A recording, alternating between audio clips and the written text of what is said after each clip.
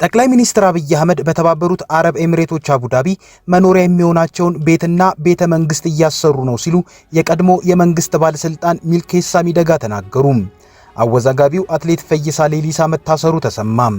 በትግራይ ክልል ጊዜያዊ አስተዳደር ፕሬዝዳንት ጄኔራል ታደሰ ወረደ ላይ የወንበር ግልበጣ ስጋት ደቅኖ ነበር የተባለው የአርሚ 31 የደሞዝና ጥቅማ ጥቅም ጥያቄ በውይይት መፈታቱ ተሰምቷል።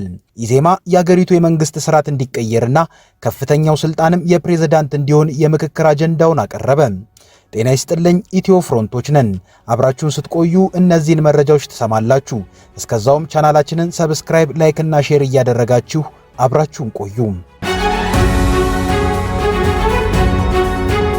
ጠቅላይ ሚኒስትር አብይ አህመድ በተባበሩት አረብ ኤሚሬቶች አቡዳቢ መኖሪያ የሚሆናቸውን ቤትና ቤተ መንግስት እያሰሩ ነው ሲሉ የቀድሞ የመንግስት ባለስልጣን ሚልኬሳ ሚደጋ ተናገሩ።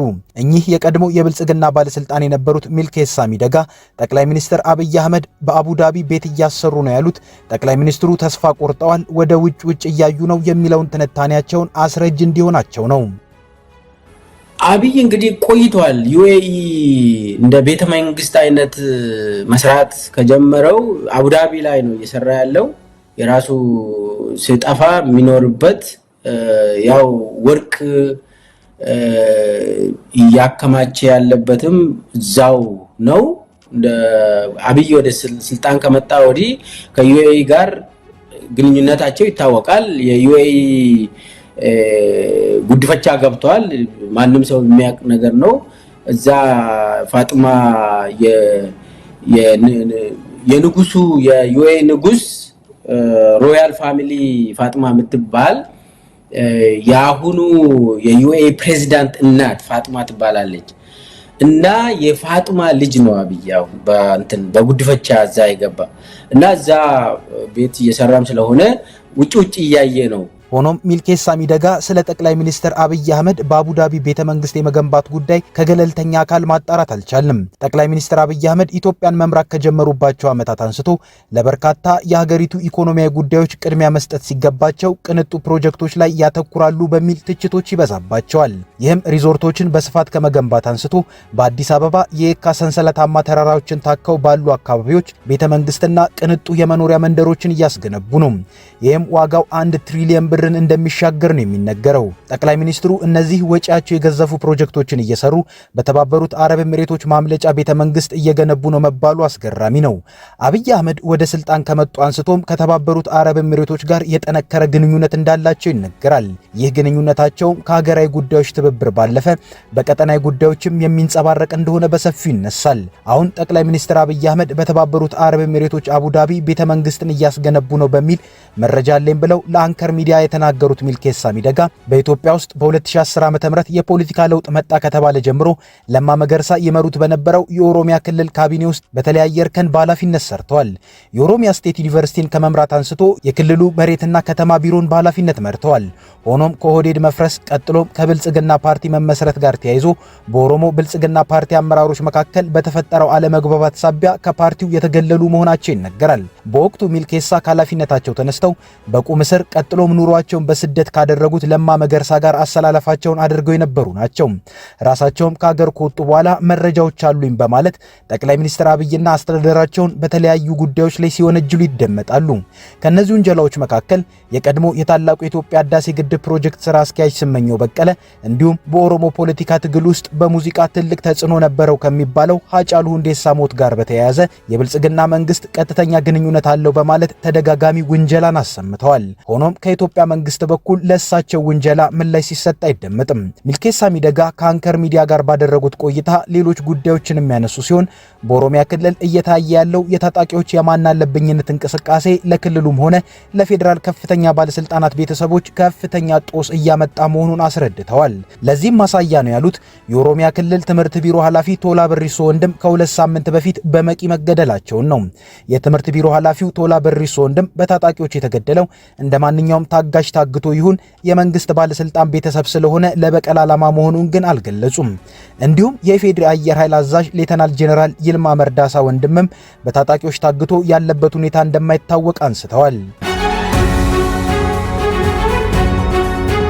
አወዛጋቢው አትሌት ፈይሳ ሌሊሳ መታሰሩ ተሰማ።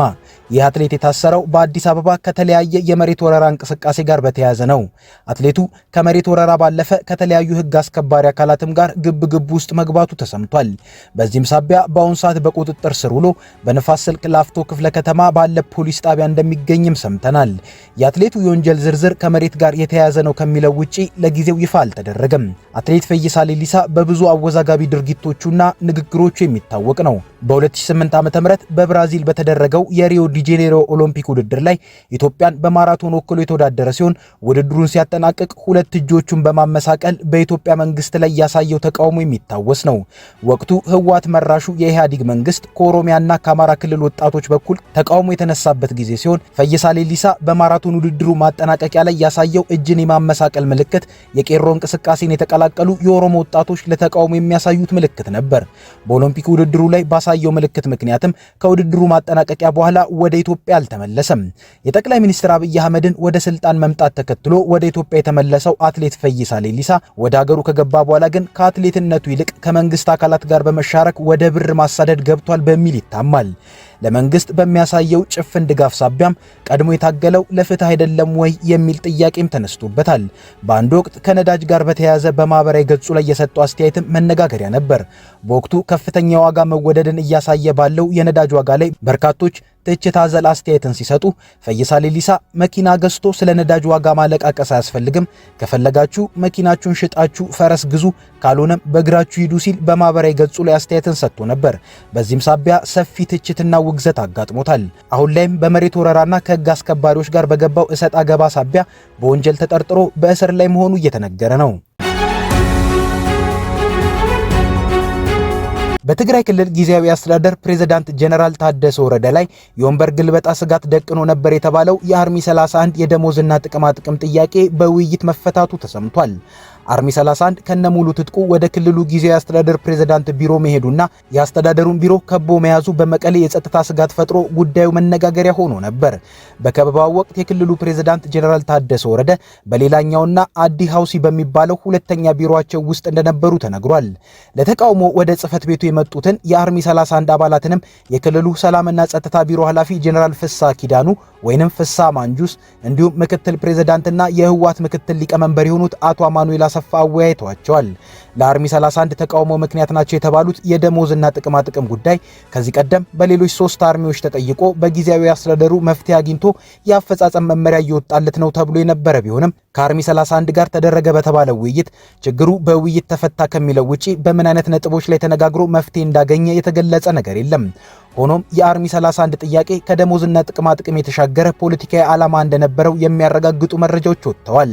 ይህም የትግራይና ኤርትራ ፖለቲከኞች ከፈጠሩት ጽምዶ ጋር በተያያዘ በተፈጠሩ ቅራኔዎችና ሌሎች የትግራይ የውስጥ ጉዳዮች ምክንያት ከህወሓት ሊቀመንበር ደብረጽዮን ገብረ ሚካኤል ጋር የተያያዘ ሳይሆን እንዳልቀረን የተነገረው ለፌዴራል መንግስቱ የተለሳለሰ አቋም እያሳዩ ነው ተብለው በተወሰኑ የክልሉ ፖለቲከኞችና ወታደራዊ ኃላፊዎች ቅሬታ የሚቀርብባቸው ጀነራል ታደሰ ወረደን በተለያዩ ምክንያቶች ከስልጣናቸው ዞር ለማድረግ ሴራዎች መኖራቸው ይነሳል። የአርሚ 31 ተቃውሞ ከነሙሉ ትጥቁ ወደ ፕሬዝዳንቱ ጽህፈት ቤት የመምጣቱ ዓላማም ይሄው ሳይሆን እንዳልቀረን የተጠረጠረው ከነበሩበት ወታደራዊና ሲቪል ኃላፊነት ቦታዎች አንጻር መሰል ችግሮች በጀነራሉ በኩል ተገማችና መፍትሄ ሰጥቶ ለመመለስ አስቸጋሪ እንዳልሆነ ተመስክሮላቸዋል። ሆኖም ችግሩ ለጊዜው በውይይት ቢፈታም ያልተረጋጋው የክልሉ ፖለቲካዊ ሁኔታ ጉዳዩ የሆነ ወቅት ላይ ሊያገረሽ ይችላል የሚል ስጋትን ፈጥሯል። በሌላ በኩል በትግራይና ኤርትራ በኩል የተፈጠረው ጽምዶ ወይንም ጥምረት እየተባለ እየተጠራ ያለው ሽርክና የትግራይ ፖለቲከኞችንና ወታደራዊ አዛዦችን ለሁለት እንደከፈለ ቀጥሏል። ይህ መከፋፈል በተወሰኑ የህወሓትና የጊዜያዊ አስተዳደሩ የበላይ ኃላፊዎች ላይ ከስልጣናቸው የመነሳት አደጋን ደቅኗል። እነዚህን ኃላፊዎች ከስልጣን የማስነሳት ሴራ ጀርባ ደግሞ በዋነኝነት ያለችው ኤርትራ ናት ይባላል። እነዚህ ባለስልጣናት ከፌዴራል መንግስት ጋር ያለው ቅራኔ በውይይት እንዲፈታ ከፍተኛ ፍላጎት ያላቸውና ግፊት የሚያደርጉ ብሎም ከኤርትራ ጋር የተፈጠረው የጽምዶ እንቅስቃሴ አልዋጥ ያላቸው ናቸው። በዚህ አቋማቸው የሻዕቢያ ጥርስ ውስጥ የገቡት ባለስልጣናትም በምክትል ፕሬዝዳንት ማዕረግ የካቢኔ ጉዳይ የሚመለከታቸው አቶ ኢሳያስ ታደሰ፣ ሁለተኛው ከወረዳ ዞን እስከ ከተሞች የማስተባበሪያ ኃላፊ የሆኑት ዓለም ገብረዋህድ፣ ሶስተኛው በተቃዋሚ ኮታ ወደ ኃላፊነት መጥተው የተሾሙትና በሁለት ዓመቱ ጦርነት በውጊያ ተሳትፈው ጉዳት ደርሶባቸው የነበሩት አቶ ታደለ መንግስቱ ናቸው። አራተኛው ደግሞ የባህልና ቱሪዝም ኃላፊው ዶክተር አጽብሃ ገብረ እግዚአብሔር ናቸው።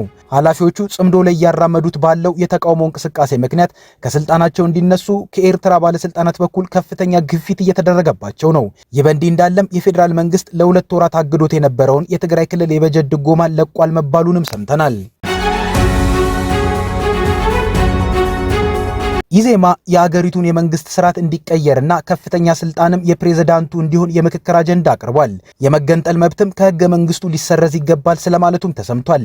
የኢትዮጵያ ዜጎች ለማህበራዊ ፍትህ ኢዜማ የሀገሪቱ ከፍተኛ ባለስልጣን ፕሬዝዳንት እንዲሆን በሚያስችልና ፕሬዝዳንቱ በቀጥታ በአብላጫ ድምጽ ማለትም 50 ሲደመር 1 የሚመረጥበት ፕሬዝዳንታዊ የፖለቲካ ስርዓት መተካት እንዳለበት ከአብላጫ ድምጽ በተጨማሪም ፕሬዝዳንቱ በአብዛኛው ክልሎችም ተመራጭ የሚሆንበት ስርዓትም መዘርጋት አለበት የሚል አጀንዳውን ለሀገራዊ ምክክር ኮሚሽን አቅርቧል።